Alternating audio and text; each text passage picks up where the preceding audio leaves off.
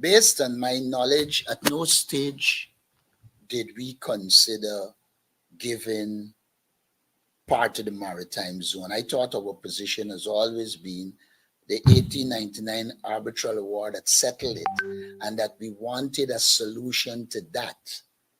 I don't know of any time under Desmond Hoyt or Forbes Burnham that they ventured to what is Barrett Jagdeo is a pathological liar.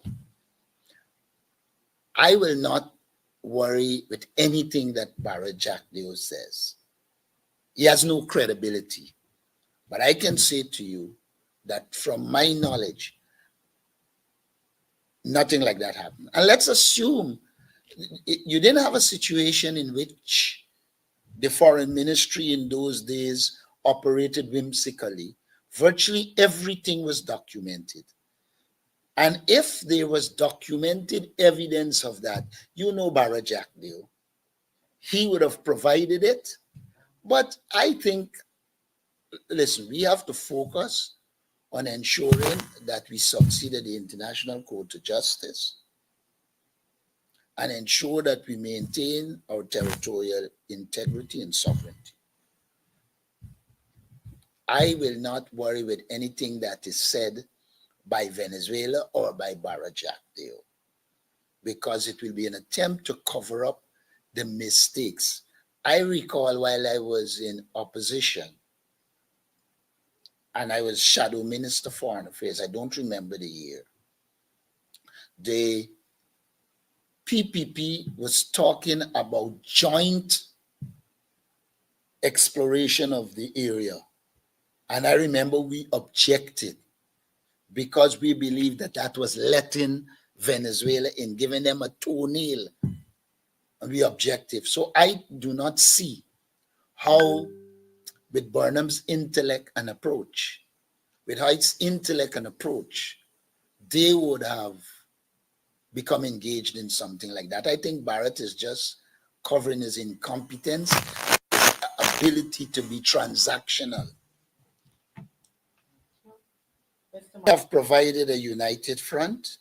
It is Barrett Jagdeo that raised the issue that you're talking about, not us. We sought from the inception to provide a united front. When I spoke first with President Finale, I said to him there's a need for a united front, and I guarantee him that he will get the support of the opposition in the Guyana-Venezuela territorial controversy. What you need to do is to curtail Barrett Jagdeo's whimsical approach and see what you can do to his mouth to make him not create problems for us. But at no stage did we promote anything of that sort. But if the question is asked, we have to respond, which I did.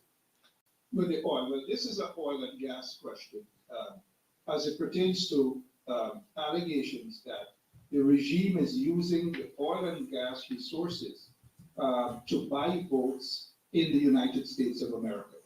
They held meetings in Brooklyn and Queens, and it is reported that they are giving away folks thousands of US dollars, which is very concerning at this point in time. Your take, sir. We are convinced that the PPP is a maverick party and that they have no interest in the rule of law, and it's not restricted to the areas you call. They went to the Brazil and did the same thing at the borders with Brazil. My understanding is that they're doing the same thing with Suriname. We have to be vigilant and be prepared to deal with it.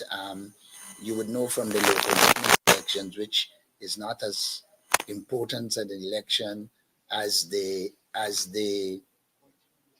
general and regional elections, and they were prepared to